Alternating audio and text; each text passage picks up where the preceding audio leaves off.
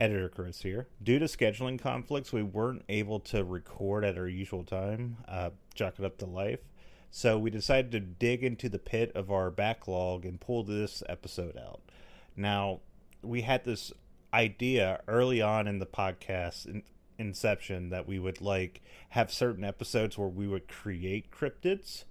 We only actually ever did 2, and the main reason why we didn't release the first one, this is technically the second one, is because it required a lot of editing, and truth be told, I just got lazy and never got around to doing it.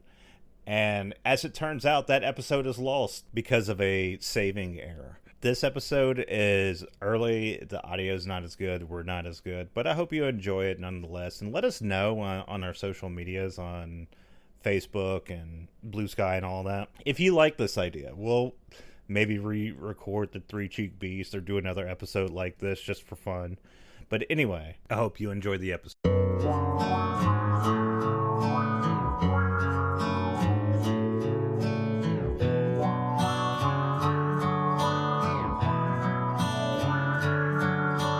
Welcome y'all to Backwoods Obscura, a podcast dedicated to the lore, legends, and myths surrounding the creatures that may lurk in your backyard. My name's Hewitt. I'm Chris. How you doing, man? I'm doing pretty good. It's been a long week. It's been a creaky week. Stop making fun of the creaky table. This is the only table I have. Oh, it's fine. But it's been a long week. It's been a good week. I've had weird stuff, and we are moving into standardized testing, so I'm about to be hella busy. We're moving. I mean, the weird thing is about my job, it kind of coincides with some of your stuff, because as we move towards the end of the school year, we get more teeth. I'm a dental technician. I know that sounds weird, but we get more jobs closer we get towards. People gotta have those summer teeth. Yeah, people have summer teeth. It's weird. Right before certain holidays, we get an influx because people want to have nice teeth, especially if people want to have anterior teeth and make them nice and pretty. Yeah, but I mean, I'm getting ready for that. We're getting ready for the boy's 10th birthday. Oh hell yeah! Yeah, he's gonna be 10. That's wild. Yeah, I know, right? Yeah. I got a child that's about to be a decade old, and I got a 8-month-old as well. Yeah. No, I mean, okay, so I'm the uncle here, and I'm just seeing, okay, for one, I remember when your son was born, and that was wow, okay, that's cool. My friends are we're adults, right? And now I'm sitting here, you have a second son, or second child. I got a daughter. You got a daughter. I'm an idiot. And I'm like, oh, wow. Oh, no. And then seeing your daughter, because I think I'm a lot more mature, and Well, it's been 10 years. Yeah. But I'm just here more because I'm helping out more, and we're recording this. Yeah. And we're doing more stuff, and I'm seeing. You've watched her go from being wiggly pre-human to, I will literally run at you the second these legs are strong enough, you coward. Yeah. She'll sit on my lap and be look at me and what's wrong with you? Yeah, you got a problem? You don't know what you've done wrong in your life until a infant stares at you with absolute disdain. I've dealt with that all day, because we had a doctor's office visit, which means I'm automatically the bad guy. Well, I mean, that's a high tension situation. You're oh, I'm bringing this infant into the doctor's office, and you don't I mean, you've already had a kid, but it's also one of those situations where you're no matter what, you're bringing an infant into the doctor's office. My baby is sick. I need to talk to you about this. Please fix it. Yeah, because I'm not in the medical field. My mother was a nurse. I know some stuff. Yeah. Everything with babies is doctors go, oh, babies are weird. Yeah, and having you're just sitting there like, I need help. And you're also thinking in the back of your head, oh no, what did I do wrong? It's like, and they're like, nothing. It's fine. No, it's fine. They go, babies are weird. Get over it. But you know what's going to really relieve all this stress? What's that? Camping. Camping is so nice. Camping at the end of next month, because Frecky is going to let us come camp on her family's property, is going to be nice. To let all the gentle listeners at home know, I have bought a toilet seat that fits upon a 5-gallon Homer bucket. I like how you start this off. It's like I have a toilet seat. I have bought a camp toilet, Chris. That is how camp we're going. This is not us going out to Lake Barbone and having a heated bathroom shower house, which was quite nice when we got below freezing. Yeah, no, it was because I think we all went to use the bathroom without actually using the bathroom. I sat down and peed because I just liked the toilet seats were nice and toasty. Yeah, I just sat in there for a minute. Especially if you're on the tall boy versus the low boy toilet, because the high boy toilet was right underneath the mini split. So that seat was just right. Me and my wife bought a new tent. I saw it. It's a nice tent. It's nice. Like, the thing I love about it, it has kind of like a TARDIS quality where you look at it. Like, even when you see a picture of her, she's like a foot shorter than me. Ruby's like 5'2". And you see her at the tent. Even then, it still looks bigger than you, or it still looks smaller than you think. And then you walk in, I'm like standing up straight in the tent, like at least at the apex of it. That is a solid. Okay, you and I both have one rule with tents: have to be able to stand up in it. And I walked around in that tent. I'm like, this is a solid tent. My wife picked that tent out herself because she was like, I'm gonna get the right kind of tent for me. She didn't want a Magellan tent. She didn't want any other kind of tent because she was like, she said, like, the Magellan tents are, you can get them bigger than usual, but they're not going to have all of the quality of life features. So we got a Coleman tent, and it has, like, all the stuff to help seal everything to make sure moisture doesn't seep in, all that shit. And I'm like, and I'm getting in the tent. Not only is it, like, does it black out things? It like, okay, so in my backyard, we live in the woods, and then you hear the wispiness of the wind come in. Man, it is so, like, you have to make sure you have the tarp on top. Well, you don't have the tarp on top, you're gonna have the water come in. Well, I mean, that's 90% of tents, dude. Yeah, but they have those ventilated tops. Yeah, but this is like a huge ventilated top, and you put that tarp on there, and it just filters in the air, and it feels so good in there. And I'm happy for it, and I'm ready for it. And yeah, I'm ready to do some camping this year, not just at Frecky's house, like, which I'm excited for. Well, I am 100% ready. But with Emily, my wife, getting a new job, we might have weekends available. Yeah. Barring kids and everything. Right, yeah, but I'm just saying we might be able to flee to the woods and go do dude bro stuff. But hey, talking about going in the woods, we have a personal cryptid encounter to talk about this time. Yeah, last time we went into the woods, we saw something strange. We had to offer something to this. We did. Now, do you want to tell the story, or do you want me to? I think I'll tell the story. All right. Because... Let me just squeak into this chair fully. Yeah, you're just squeaking into the fucking chair. That's a fucking table squeaking, Hewitt. God damn it. I'm gonna have to get the... No, I don't have any shoes on. You can't threaten to hit me with a chocolate. I can't. I don't have one. But, no one's gonna get that joke. But... okay, I guarantee you there's at least 3 people that will hear a joke of, you're going to hit me with a chocolate and go, oh crap, what did he do? Because I know what it means to be threatened with a chocolate. But last time we were in the woods, We were setting things up. It was a messy experience. We were there with our friend Devin.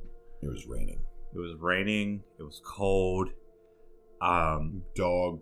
You know what? I'm not going to besmirch Bean. Dog didn't. Bean didn't do anything bad.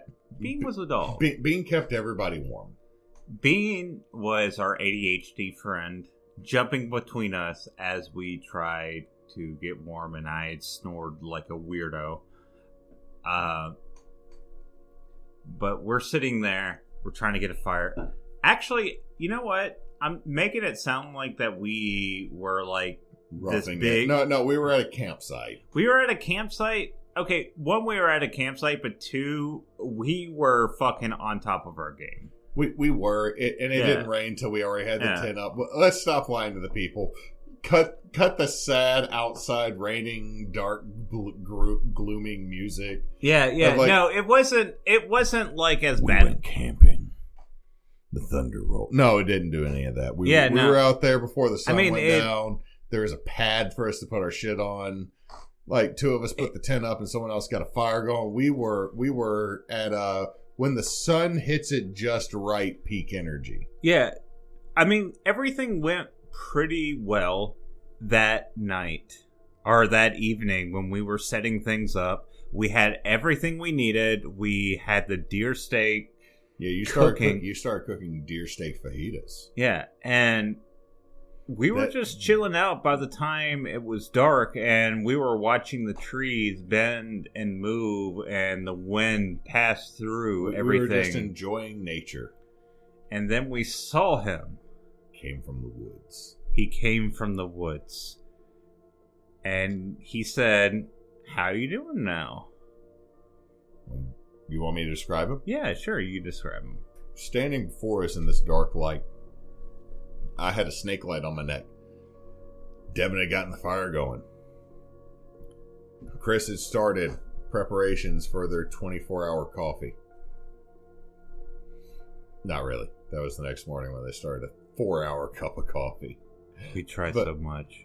But you tried so hard and came so far, but in the end it didn't really matter. It did matter. We got coffee. At noon. Yeah, fuck it. We still got coffee. Anyway, so out of the woods comes this tall, lanky humanoid. Long, thick, woolly beard down to the waist. Balding pate pulled back into a ponytail with a long, gnarled cane and a set of workman's shirt and jeans and a pair of boots. Looking older than Father Time, yet more energetic than a honey badger that found methamphetamines. We're talking about the Bus Druid. The Bus Druid. The second cryptid that we have encountered since the start of this podcast. So the first one is the Three-Cheeked Beast. Three-Cheeked Beast, which you still have not posted. Yeah. So the Three-Cheeked Beast is in the Black Bayou. Yes. Somewhere. Don't go into the Black Bayou at night. Unless you know all three names. Yeah, unless you all know all three names and have iron. Yeah, or Axe body spray. Or Axe body spray. Which I didn't realize that was a thing I made until I started re-editing podcasts. And apparently I said it smelled like Axe body spray because it kept farting. It just smells terrible, so it's just Axe body spray and funk. But the Bus Druid. So what is the Bus Druid? I'm going to say very first off is that the Bus Druid is a fae. I'm going to say that the Bus Druid is a Seelie fae from the Court of Summer. Mostly because he did not have any mal intentions whatsoever. He was just benevolence incarnate. Of course. And this Bus Druid, when we met him, was someone that was just passing through anyway. Yeah, just transient traveler, as most Bus Druids are. But came down to speak to us. Wanted to know what we were doing because, let's be honest, we were getting the fire started, but to an experienced woodsman or those that live out within the wilds, we were doing a pretty bad job. We were struggle bussing So all of a sudden, all the ABS of that yellow vehicle that the Bus Druid traverses the galaxy and the wilds in came to a stop to inspire us and give us hope. Yeah. So again, that's why I say that the Bus Druid is Sealy, because the Bus Druid had nothing but positive things to say. Yeah. And he came to us and he just asked us some questions. Oh my God, the way we're phrasing this, we're about to start proselytizing for the Church of the Bus Druid. We're just. Have you heard? We're seventh stop Adventist. So if you send in $1 now to the Bus Druid, Bus Druid, take the wheel, hit the brakes really hard. Okay, so we understand that the Bus Druid is someone that comes to you and is curious, as he was with us. Yeah, right? Not necessarily to directly grant aid, but as a traveling inspiration. Yeah. So, from what we can infer of the Bus Druid, what have we learned? What did we learn when we were there? Like on our first encounter with the Bus Druid, first off, I believe, wishes to speak to others that are not going to be permanently in that location. So I believe that the Bus Druid is transient and takes pity and or interest in others that are transient as well. Like, the Bus Druid didn't go over and talk to the people that were staying for a week. The Bus Druid came to us because we were going to be there 2 days. So you think, like, okay, so some of the people, you know, they had extended stays there. They had, like, the big setups and everything, right, but we were there. We were just in the stream. Yeah. As you know what? And I believe the Bus Druid lives in the stream.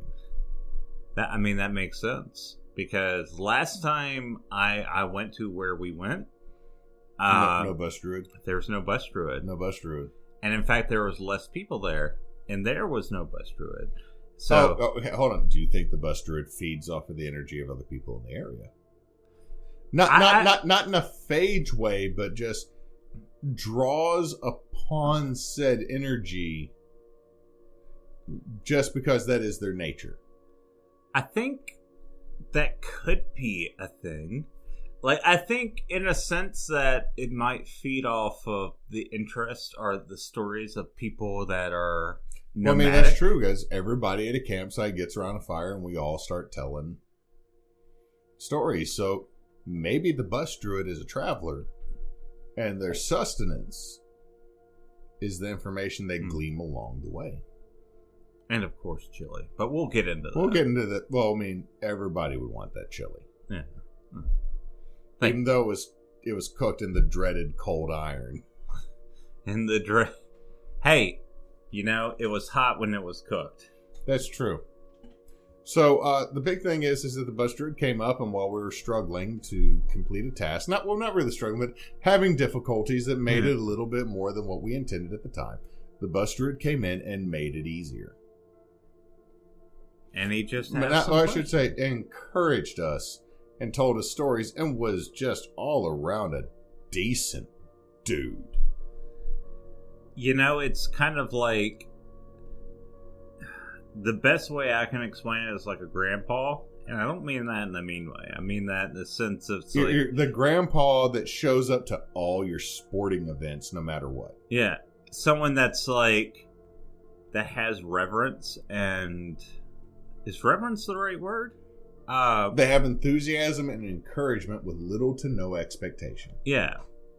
They're there for the positive vibes. They're there to see how you're doing, and if things are going south, they help you out. They bring you up, and they say, "Hey man, you got it. You got this." They're the ones that'll take you to get Sonic even if you don't win the game. Exactly. Which is how I felt with the Bus Druid. Yeah, the Bus Druid very much gave those vibes. So then the Bus Druid then returned to the Bus Druid's domicile. A 1986 American school bus that was modified to have a wood-burning stove. And in it were his 2 hounds. 2 very large fey hounds, I would say, because I don't believe they were the right size for the species he mentioned. So either the Bus Druid was wrong, I don't think the Bus Druid was wrong. Or those dogs were just unusually large for their breed. And he also had a giant ass workshop in there. Yeah, he did have a workshop attached to the bus, because the Bus Druid, let's make sure everybody understands, all Bus Druids are craftsmen, which again puts them in the court of the Seelie Fae, because they make and go, much like the brownies and other such. And when I say there's a craft house or he's got a craft house. Anybody got any hot glue over there? Shut the fuck up. He's a crafter, and in the druid. Oh, god damn it, Hewitt! You fucked me up. Oh, it's not my fault. I done found the googly eyes and the glitter. I'm gonna make a bunch of puppets. God damn it. Okay. This is Brown Bag Johnson. Hi, everybody. God damn it. In every Bus Druid, there is a spot for them to craft. They're makers. They generate and they make things. They cobble. They create cabinets and tables. They make things of the living wood that are appreciated by people and wanted by people. But they only live in places where they are not seen, which is odd. Oh, I mean, it's not that odd. Think about, look, let's be honest. If I could live off the beaten path and make crap and then go move it to a store for people to buy, would I do it? True. Where is the artist of this fine table? Well, he lives in the woods and doesn't want anybody to ever see him. Like, imagine the fact that, like, the Bus Druid probably has so much, like, tables and chairs and just random woodwork all over Louisiana. And people are like, who made this? And people are like, I don't know. It was the Fae. It was the Fae. It was this. And they're like, what the fuck are you talking about? How much is it? And they're like, it's $500. This is a steal. That is legit a steal. But the big thing here is that that's not where the Bus Druid encountered. Like, the Bus Druid went back home to the bus, up the hill and off, and the lights went down pretty quickly. But the next day is when we appeased the Bus Druid and found ourselves within the Bus Druid's favor. That's true. Because when we were... What we did to spend our day there was we did some hiking, we did some trailing. We found vampiric beavers. We found vampiric beavers. You know, you find those out there. We found an eldritch deer upon the middle of the woods that was terrifying for all of us. Yeah, we're not going to talk about that right now. The Forest King is real. Forest King demands respect. We're not talking about the Forest King because I don't want them to show up. Oh, shit, I said that name 3 times. But we did some fishing and everything. We didn't really do great We fishing. had a great damn day. We had a great damn day. We accomplished everything we wanted that day. We hiked. We ate good food. We fished. Not necessarily catch, but we fished. We then took an exceptionally long walk because none of us stopped and looked at the map. Which is called a hike, really. We were on a paved road. That's not a hike. That's a walk. Hiking involves dirt paths. Oh, you're talking about the time where we were like... We decided to haul the cooler, and I said, we're not hauling the cooler on that extremely bumpy, water-filled, half-flooded by a lake pathway. So we decided to stick to the roads, and then I had to hop and found the people snogging in the woods, and they got upset because they thought it was fucking Bigfoot cock blocking them. Oh, I love the fact that we went hiking and then we decided to like go fishing, and the way we decided to go fishing is take the roads. Because y'all wanted to take the beer cooler. We wanted to take the beer cooler, but y'all were like, "Oh, we don't need to take the beer cooler through the woods." It's like the path was not okay. You saw the wheels on that cooler. They're the same type of wheels they put on cheap ass suitcases. You saw how Devin was struggling, though. Yeah, I did, and that's why I went back and got the truck and met you there. And again, I was the Bigfoot that broke up somebody's makeout session in the woods, because if you see me walking in the middle of the woods It is not what you want to see. I am a small Bigfoot by description. I am broad, I am heavy, and I make a lot of noise, and I may or may not smell musty by the time I get over there. But we had a good day. And at the end of that good day, we decided... We almost needed to go and get more beer. We almost did. But, Yeah. I mean, we had... Shit, we had, like, 4 things of fucking meat as well. Yeah, we did. We had a good weekend. So then all of a sudden... No, well, here's the thing. We decided... Well, we didn't decide. We planned on this day to have chili. I had made the list, and the first night we had fajitas, and then we had deer chili.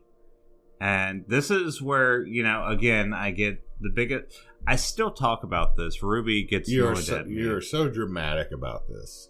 It fills me with such joy to hear that, like, you know, this is a chili that people will, like, judge other chilies about.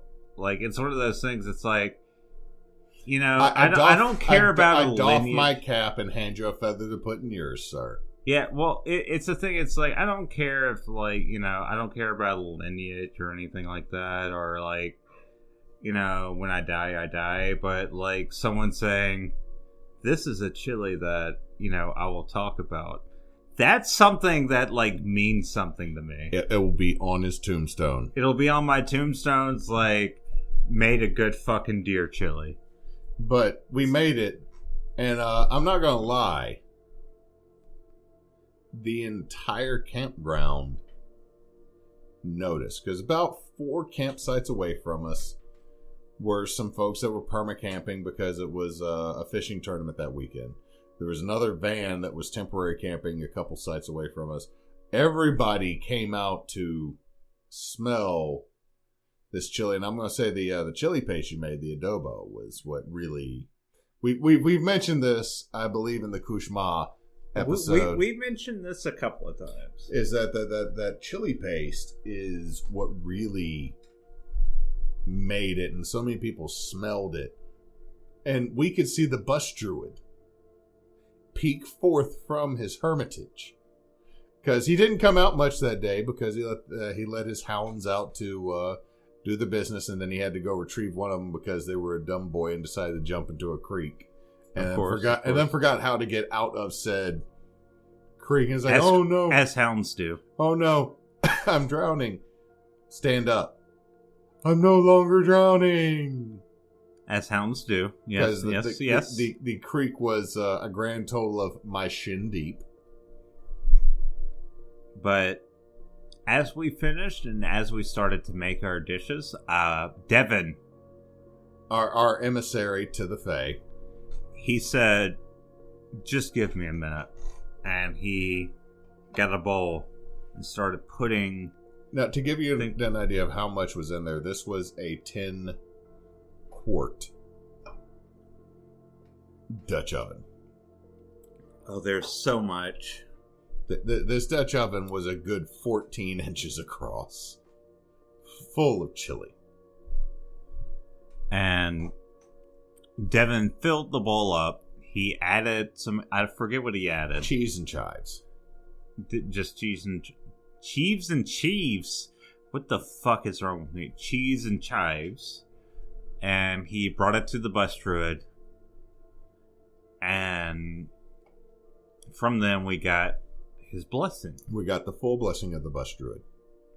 Which means that night we were warmer. We were warmer.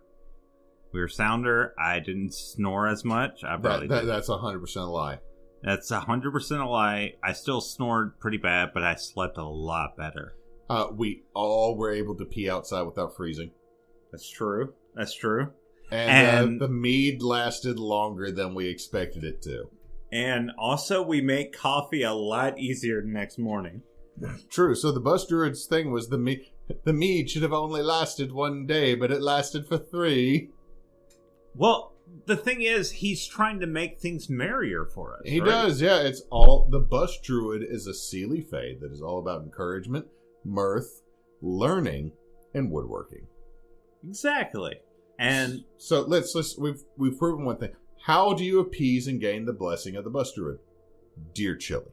Well, deer chili, I think, is like at the point of time that we made that, it made sense, but I don't think it's necessarily. I think it's a good way, because let's think about it, like when we talked about the lutan, things you can leave out like milk and bread and sugar and salt and butter, right?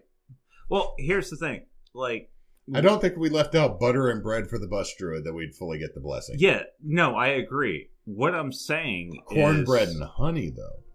Well, okay, let me get into what I'm trying to say, is the fact that it is something that is where you put your heart and soul into. Oh, wait, hold on. Does the Bus Druid come and feed your soul with that encouragement so you can then feed the Bus Druid soul with the creation that you make? Is it a self-fulfilling, like, perpetual energy situation? Yeah. Think about it like, okay, so when I made this deer chili, I wanted to make it the best possible I could.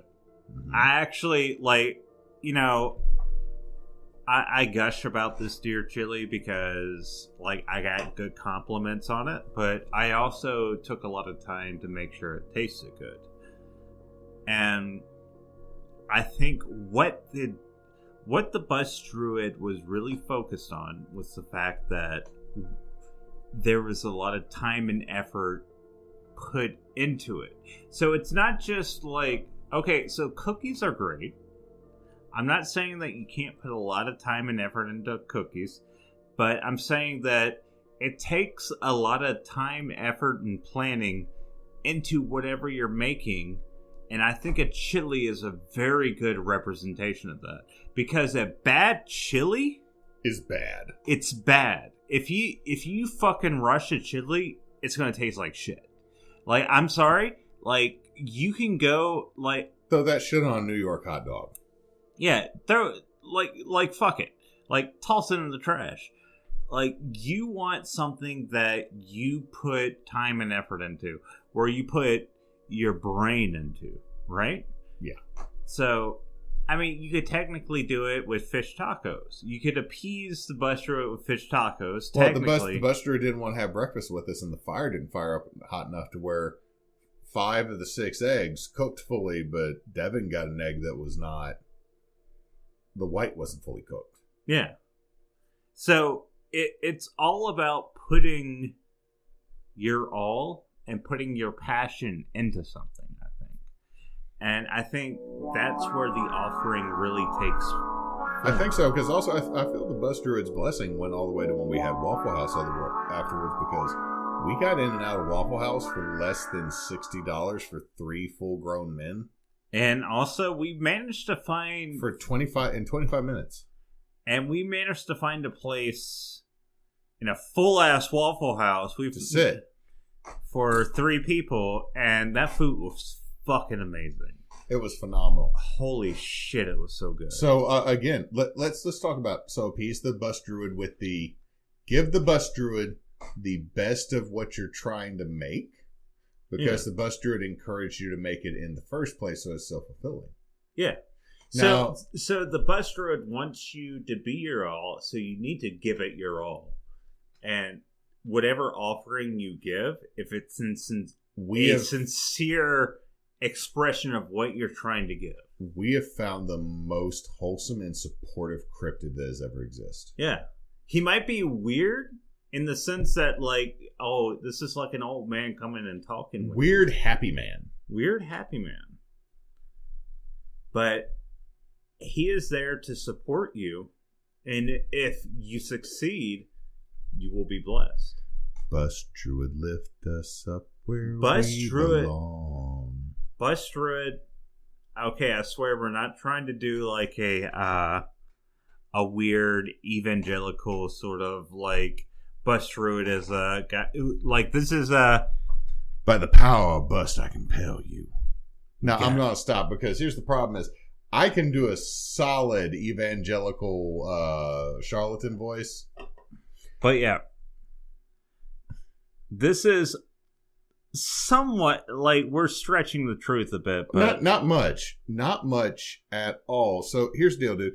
I'm gonna say the Bus Druid is 100% real because we met him. Yeah, and I hope that anybody out there right now listening will have the Bus Druid bless them with his presence so that they can be encouraged to do the best that they can. And then once they have done the best that they can, they will part back to the Bus Druid a portion of what they've made so that energy can continue and go out upon the world where we need it desperately today. Yes, I 100% agree. I think the Bus Druid is, again, you say a Seatly Fae. I think it's at least a creature that is interested in bringing about your best in you. So, yeah. We have just made the positive affirmation cryptid. Yeah, I think that's needed. You know what? Yes, you know what? We need this. We need a Bigfoot that makes you feel better about yourself. I'm tired of these like cryptids that are like so fucking angry all the time, or they're just like destructive, or they do evil things, or they're creepy. Let's have like the positive affirmation druid come in here. The fucking Bus Druid. Fuck you and what? your. You know what? Raise a can. Let's raise a can to the Bus Druid. He's a good Fae, and I'm glad he's out there. He is the better version of Slender Man to run into. Exactly. And I'm glad we covered this. Yeah, this is, you know what? I feel better. Yeah. Again about talking about the Bus Druid. And I feel better about camping again. It is again, like, it's not a replacement for therapy, but it is a form of therapy. In the sense that it is good to get away and... Additional medication is always helpful. Of course. And, yeah, so I'm glad we got to talk about this today. I am too. Hey, and anybody that's out there, you can find us on Facebook as the Backwoods Obscura podcast, as well as Threads and Blue Sky. Yes. You can also find... Chris and I on the Team Bonus Action Charity D&D podcast. On Monday nights, we were playing Shades. On every other Wednesday, we're playing Redwell. And every Sunday right now, if this is current time, we're playing Darwan. But Monday, Wednesday... Darwan is Sunday alternate. It's every week, and we're taking breaks. So Monday, Wednesday, Sunday are the days we're usually active right now. Occasionally we throw video games in. Currently we are, at the time of this recording, we are partnered with the Trevor Project so that LGBTQ plus youth can find homes, medical care, and additional aid, mental and emotional, because sometimes parents suck. So if you can donate, please do. And hey, if this is years from now, we're not partnered with the Trevor Project, because if you go to teambonusaction.com and say that's who we're hooked up with, please still donate to them or donate to the charity that we have going on. We are always partnered with a children's charity, because while Team Bonus Action may not be child friendly in language and or action all the time, we want to help children have a better future and not have as difficult a time currently while they are dealing with life things. So we as adults will do whatever we can to give them the aid that is available. Hell yeah. Remember to donate. Catch us every Tuesday on Backwoods Obscura, and you have a good night or day or whatever time it is there. Trans rights. Trans rights, motherfucker.